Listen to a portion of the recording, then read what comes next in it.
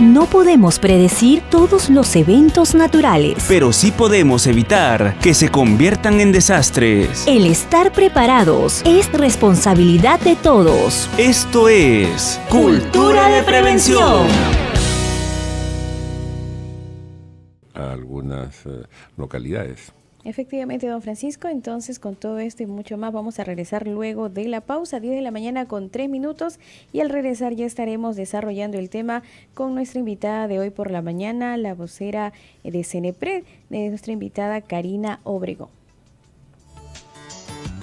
Bien, 10 de la mañana con 4 minutos, regresamos aquí en su programa Cultura de Prevención y queremos ya dar la bienvenida a Karina Obregón. Ella es vocera de CENEPRED, a quien le agradecemos también su gentil participación aquí en el programa. Muchas gracias por la invitación. Buenos días a todos ustedes y a los oyentes. Gracias por estos minutos al aire. Sí, y le hemos invitado para conversar sobre los escenarios de riesgo, ¿no? ¿Cómo se elabora, cómo es la elaboración de un escenario de riesgos? Bueno, para elaborar los escenarios de riesgos nosotros partimos de una interrogante, una pregunta, ¿no? ¿Qué cosa es lo que sucedería en caso de que un fenómeno natural impacte sobre un área específica con ciertas características de fragilidad y resiliencia? Para ello es importante que podamos nosotros contar con una información científica, una información que pueda nosotros ayudarnos a conocer cuáles son las características de los distintos peligros que se presentan en el país, ¿no? Y como sabemos, el país pues está propenso a presentar eventos como inundaciones, huaicos, que se incrementan, ¿no?, en intensidad cuando tenemos la presencia de este fenómeno El Niño. Ya lo hemos visto el año pasado, ¿no? Y es importante también poder evaluar los antecedentes históricos para saber cuáles han sido las magnitudes en las que se han presentado, ¿no?, cuáles han sido las intensidades, pero también es importante conocer cuál es la recurrencia de estos eventos. Si bien es cierto, nuestro país presenta dos temporadas muy marcadas, que es las temporadas de lluvia y las temporadas de bajas temperaturas. Y es por eso que el CENEPRED ha dado más énfasis, ¿no?, en este tipo de escenarios por fenómenos hidrometeorológicos, para poder identificar cuáles son esos ámbitos con mayor riesgo, ¿no?, ante estos eventos. Y mucho de nuestra audiencia se preguntará, ¿no?, ¿por qué es importante contar con un escenario de riesgo? El escenario de riesgo nos proporciona a nosotros el resultado de los distintos niveles de riesgo que se presentan en el país. Los escenarios lo hacemos en un ámbito nacional, distrital, en primera instancia, porque es importante que las autoridades, tanto sectoriales, regionales y locales, conozcan, ¿no?, cuál es la situación en la que se encuentran estos distritos.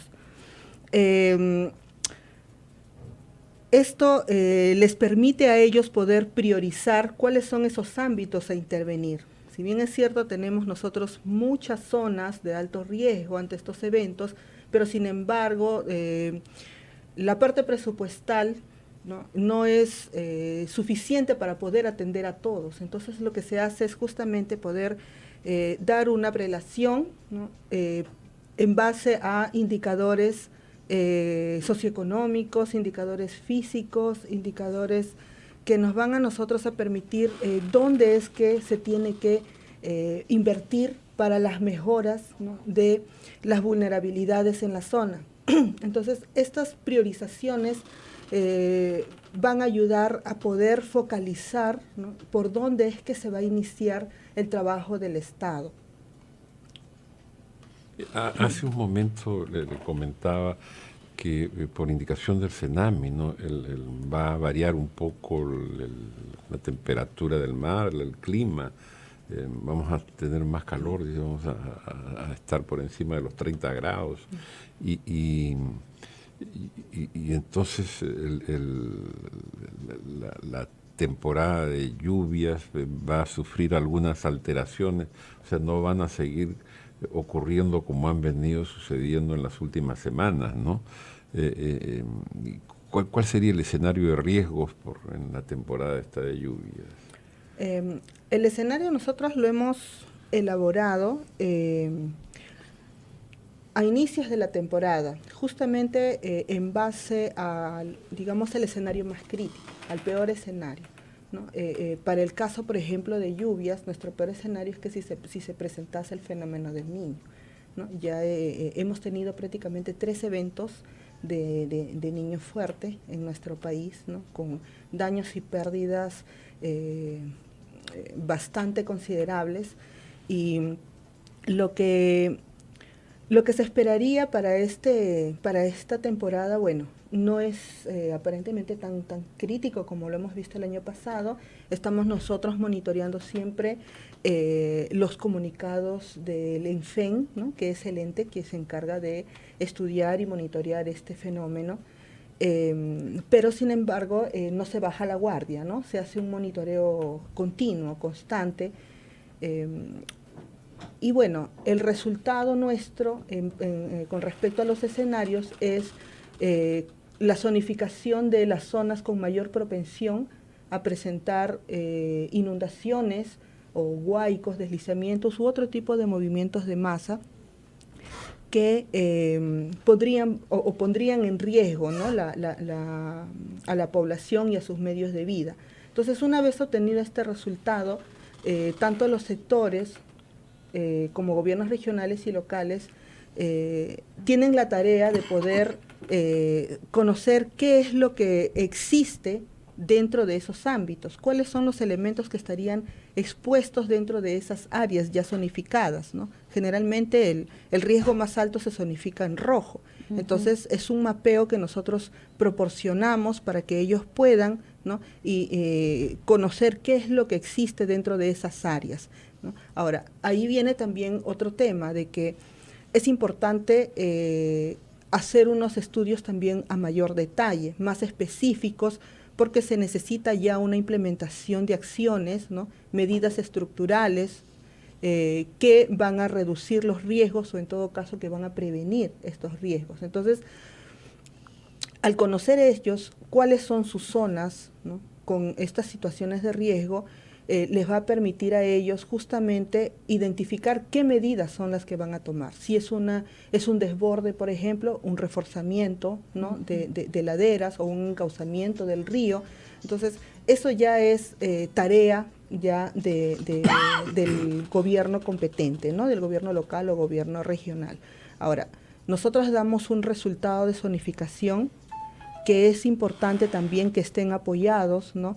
Por estudios in situ que viene elaborando la Autoridad Nacional del Agua.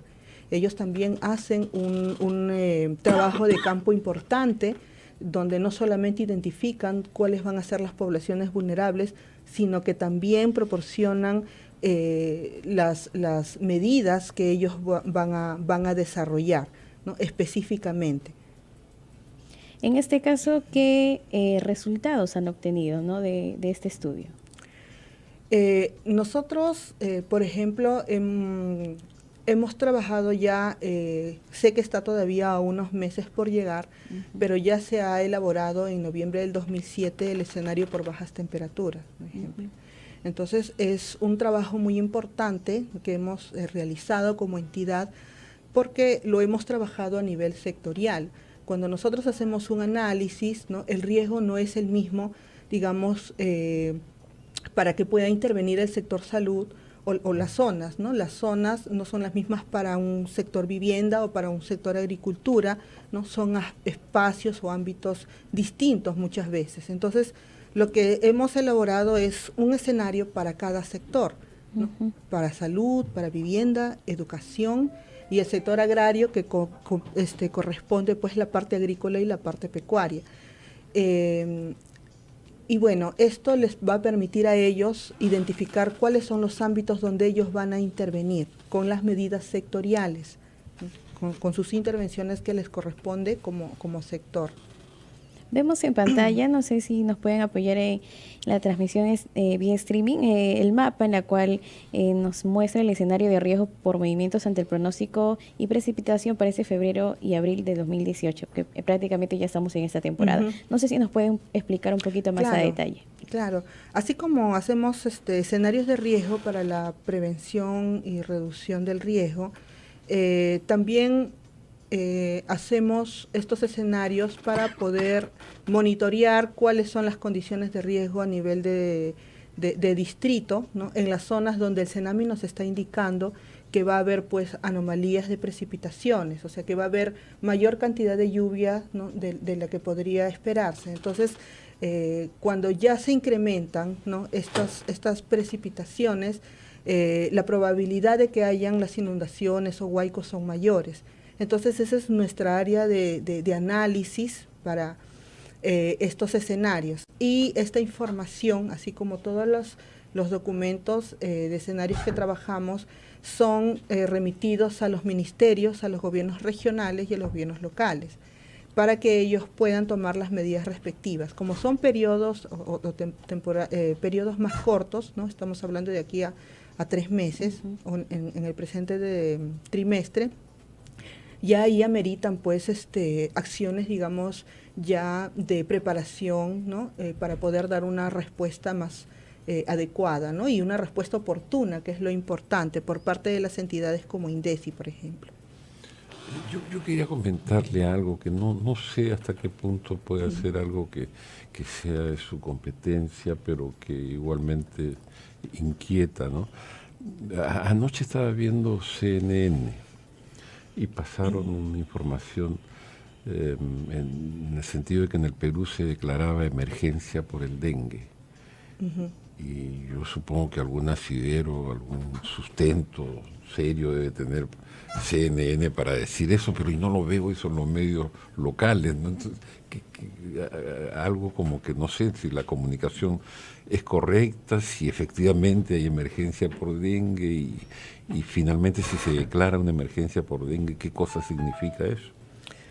Bueno, claro, son, digamos, enfermedades, brotes, claro, epidémicas que se generan especialmente por, las temperaturas tan altas que tenemos y definitivamente si ha habido precipitaciones, ¿no? También podría eso incrementar la expansión de Supongo yo que habrán detectado ya una cantidad significativa de casos. Imagino que sí, la verdad yo no he escuchado la noticia a eso voy, en sí. ¿no? O sea, algo hay en las comunicaciones que tienen que ver, porque esto sí pues también es un tema pero quien da, digamos, esas alertas en primera instancia es Ministerio de Salud, ¿no? Claro. A través de sus direcciones regionales son los que dan el aviso, ¿no? Y el Ministerio comunica. Pero a mí me llamó la atención, digo, ¿cómo yo me entero de esto en un canal internacional, ¿no? Mundial, CNN, y acá en Lima, acá en el Perú,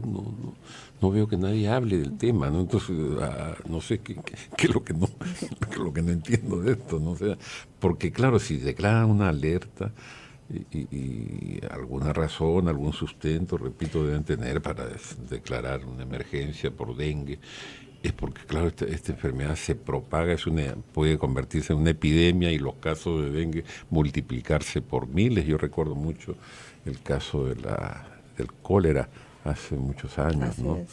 Que de pronto conversábamos en un canal de televisión y alguien dijo, oye, se ha detectado un caso en Chimbote, y otro dijo, oye, pero también hay uno en Huacho, ¿no?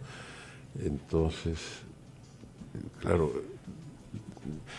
llegamos a la conclusión que el asunto era gravísimo porque eso en muy poco tiempo podía propagarse y convertirse en algo muy grande, como efectivamente fue, ¿no? Entonces ahora yo siento temor de que con el asunto del dengue pueda ocurrir algo similar, ¿no? O sea, ojalá que no. El Ministerio no nos ha comunicado nada de manera oficial, ¿no? Tampoco, lo hemos visto en los medios nacionales, ¿no?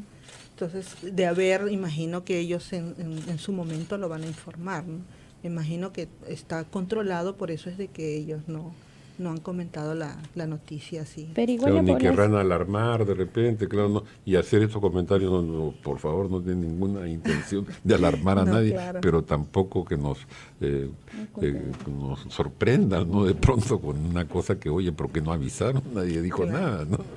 Pero en esta temporada de lluvias también la población tiene que tener mucho cuidado, porque es justamente en las aguas empozadas donde surgen estas enfermedades también. Lo que también es importante,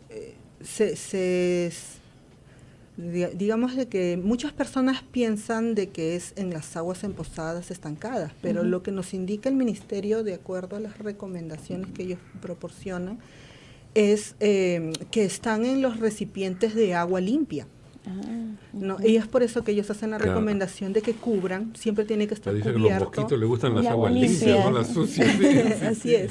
Entonces, eso también, ¿no? Es importante, ¿no? Las recomendaciones que nos dan los sectores para poder, pues, prevenir justamente estas enfermedades, ¿no? Estas epidemias. Y hablando justamente de recomendaciones, ¿qué recomendaciones se le podría dar a las autoridades para que tomen acciones asertivas en este caso? Bueno, con respecto a los escenarios de riesgo, nosotros lo ponemos justamente a disposición para que ellos usen esa información y puedan ellos elaborar sus planes de prevención y reducción. Es importante que todas las tareas o las acciones que ellos, ¿no?, vayan a disponer, a ejecutar, a implementar, esté pues plasmada con un presupuesto adecuado, con un cronograma, ¿no?, también adecuado, para que pueda pues haber un avance, ¿no?, sin estancamiento, ¿no?, un avance más fluido, más eficiente, ¿no?, más eficaz. Yo en el fondo lo que entiendo se trata de afrontar estas emergencias ya de una manera más profesional, más científica, no sé cómo llamarle, o sea, no, porque claro, las emergencias no se van a afrontar ni resolver con entusiasmo, con buenas voluntades, sino que hay que tener la cabeza fría y saber exactamente qué es lo que hay que hacer, en qué momento y Claro, en qué plazo, ¿no? Nosotros venimos pues de una cultura reactiva, ¿no? Cuando se presenta la emergencia recién reaccionamos, Ahí todos salen recién corriendo. invertimos, recién resanamos, ¿no? Es importante, yo creo, Perú ha dado un primer gran paso que es la elaboración de esta ley del SINAGUER, ¿no? Una ley donde ya hay actores, una ley donde ya hay lineamientos a seguir, una ley donde convoca a todas las entidades, inclusive la población en general, a poder formar parte, ¿no?, de todas las estrategias que se vayan desarrollando con respecto a la gestión de riesgo de desastre. Y estamos en un paso adelante en relación a los otros países, ¿no? Ya tenemos nosotros una ley. Y es importante esto porque ya hay responsabilidades, ¿no? Hay tareas asignadas. Entonces, el que ellos trabajen a través de planes, sabemos que hay cientos de planes en el país y que muy pocos se implementan, pero es importante que ellos aprendan a desarrollar estos planes. Que sale mucho más económico que después ir a resolver las consecuencias de una lluvia que pudimos prevenir, que iba a desbordarse el río por este lado. Pero, exacto, y sobre todo ahora, ¿no? Los procesos que nos dan nos permite a nosotros primero estimar cuáles son esos riesgos, conocer los riesgos existentes, lo que nosotros pues inicialmente no sabíamos y decíamos, bueno, de que eran pues cosas de la naturaleza, ¿no? Pero no, hemos visto de que las amenazas que naturales que constantemente se repiten, tiempo, exacto. Claro. Y nosotros, si nos estamos posicionando en un territorio, ¿no?, donde van a haber sí o sí estos eventos, tenemos que estar preparados, ¿no? Justamente por eso es de que el primer paso, ¿no?, es la estimación del riesgo, conocer los riesgos, y el segundo paso vendría a ser ya la parte preventiva, ¿no?, la prevención, para poder reducir los riesgos. Nosotros tenemos que conocer cuáles son esos riesgos. Entonces, es importante prevenirlos, ¿no?, y también reducirlos, ¿no? No solamente, accionar cuando este evento ya se dio, ¿no? Porque son vidas que podemos nosotros salvar, ¿no? Si nosotros como Estado trabajamos de manera adecuada. Sabemos que entre los meses de abril y septiembre pues se registra un fuerte descenso de temperaturas tanto en las zonas altoandinas y también en la selva. CENEPRED, ¿ya han elaborado un escenario también de riesgos en relación a ello? Sí, justamente le comentaba, hemos trabajado ya el escenario de bajas temperaturas para cada uno de los sectores. En primera instancia hemos hecho el trabajo con los sectores porque existe un plan multisectorial que en este caso lo está liderando la Presidencia del Consejo de Ministros, ¿no? A través del Viceministerio de Gobernanza Territorial, y se ha elaborado ya el plan de prevención ante heladas y friajes, ¿no?